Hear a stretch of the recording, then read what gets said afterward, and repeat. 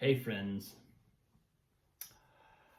Well, so I've had an interesting, um,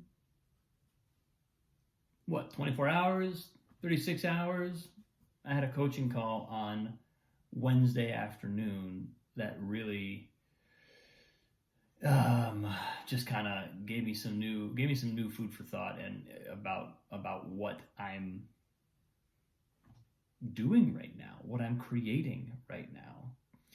And again, it's this kind of, it's always, if we're looking for it, there's so often kind of the perfect constellation of influences and energies, because I had this call with my coach and we were talking about just what I'm building right now through this post and through everything else I'm doing. And essentially, it was interesting because I was kind of stumped for a minute as I got on the call. There was like she was kind of pushing me, and I was a little bit like I had a little bit of like a moment of reckoning with not knowing kind of how to articulate or even really feel, where am I headed? What is the thrust of this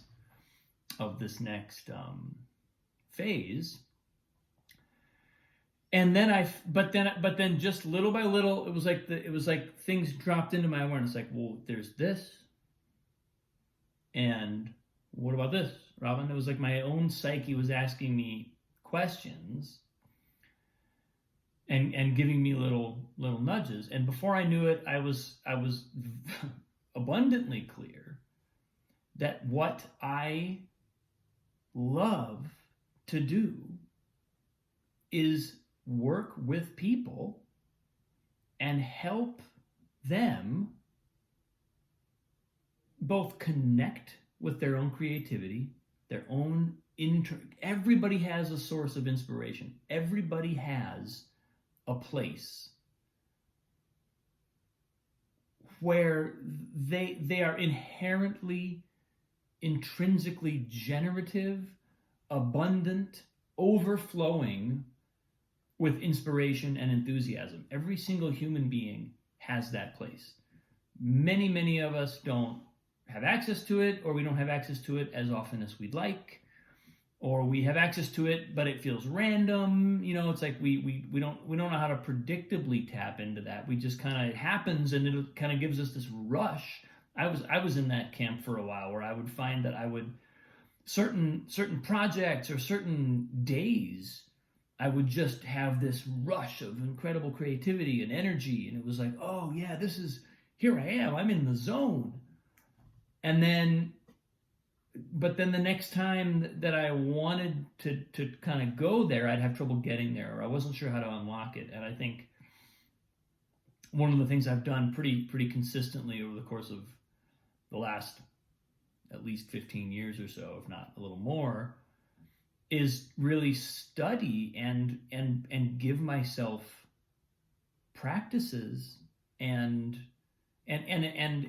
develop my own awareness of how I work and who I am, what motivates me, what moves me, where does my inspiration lie, and then make a practice of connecting with that. And so what I am just endlessly passionate about, and what I could do all day every day, and what I already do with a fair amount of my time as a coach and teacher, is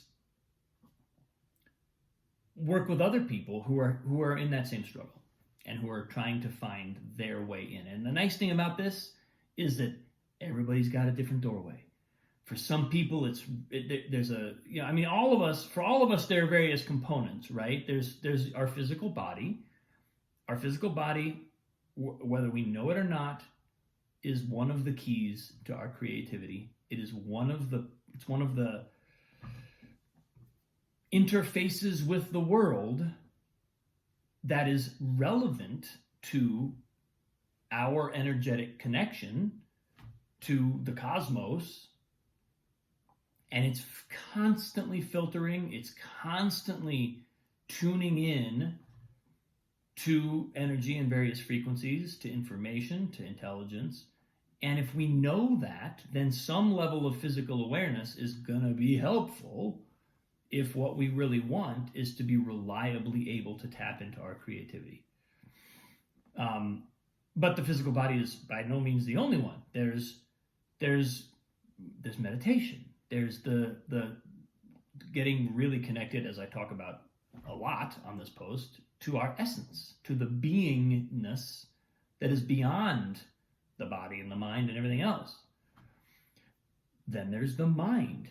You know, I'm somebody who loves to work with the mind, and I'm inspired by reading philosophy and listening to podcasts by really smart people, listening to audiobooks. You've probably heard me talk for hours about these books that I listen to, and then they kind of percolate in my awareness and do something new comes out of me, or sometimes it's just reciting what I've heard because what I've heard has really impacted me, and one of my ways of integrating it is to re-articulate it in my own words. But really getting into what inspires my mind. You know, the piano, the nature of music, musical vibration, tonality, the technique of playing the piano, the technique of connecting the body and the voice to a musical instrument that's not part of my body, like the voice. Whew, it goes on and on and on. But what I have to say, like those moments when I'm working with somebody and I watch something, it's like watching a supernova erupt out of them, and then they go. It's like I see someone else recognize their own amazing creativity in an instant. There's nothing more inspiring than that. There's just hardly anything I'd rather do. So this has been kind of brewing in me ever since, like I said, like my call on Wednesday. But then I'm listening to Alan's book, I think yesterday. This is The Scandal of God. I've been talking about it for several days on my post.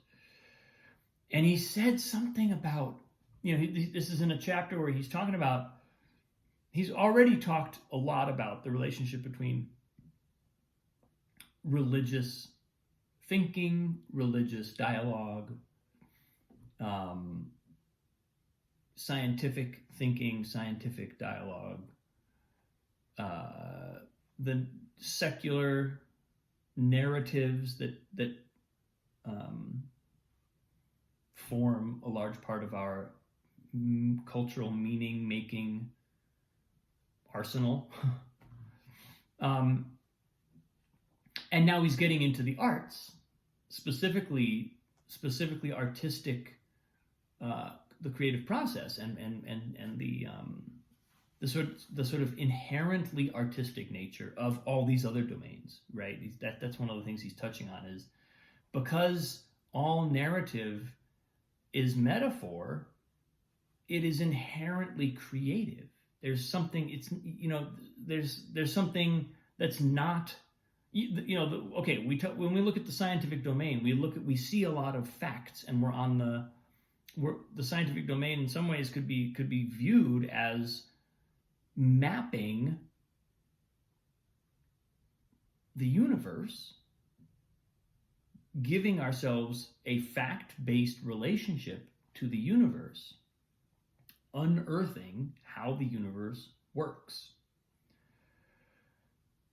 But what Alan points out, and what many other great thinkers, including some of the greatest thinkers of our time, some of the greatest physicists, scientists of our time, have pointed out, that the substrate upon which science operates is still a narrative, and it is still, even though we don't necessarily describe it this way, it's still a metaphor.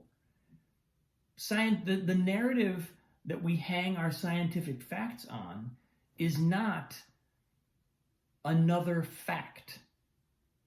It's a theory. And a theory is a scientific way of saying story that might be true, right? That's what a theory is. It's a story that may or may not be true.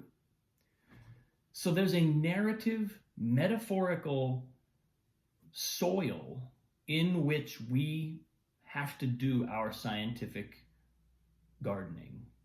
I don't know if that's a good image or not.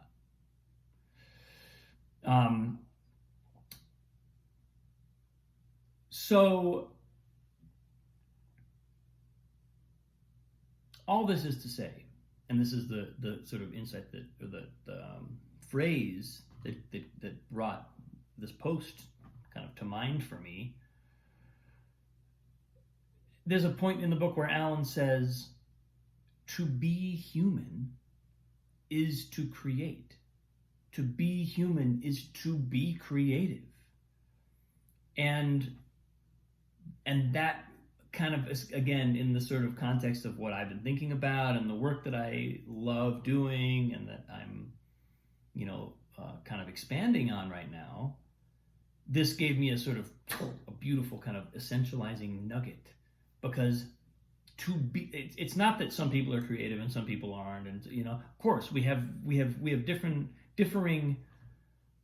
We may have differing levels of access to our creativity. We may have differing levels of proficiency with tapping into and utilizing and sculpting, molding, crafting, using our creativity.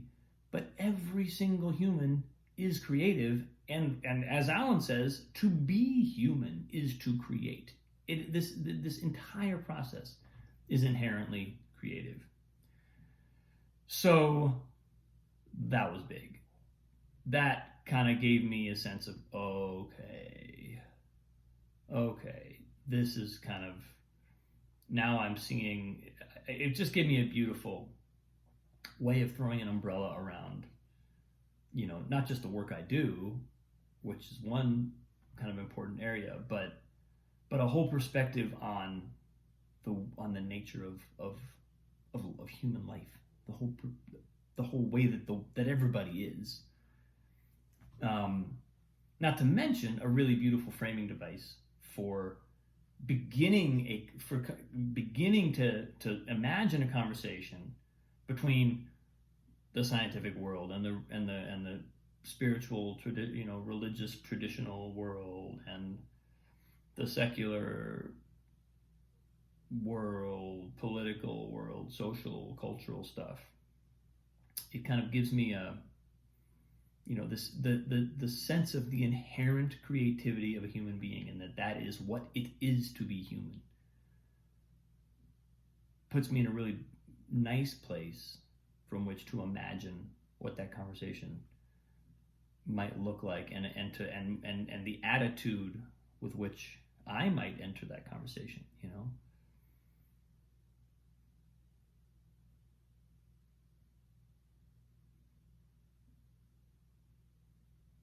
Just an invitation to a different kind of perception about what it means to hear another human being speak, what it means to hear a human being play a piece of music. So that's what showed up today. Thanks for watching, folks. All the love in the world. I appreciate you. I'll see you tomorrow.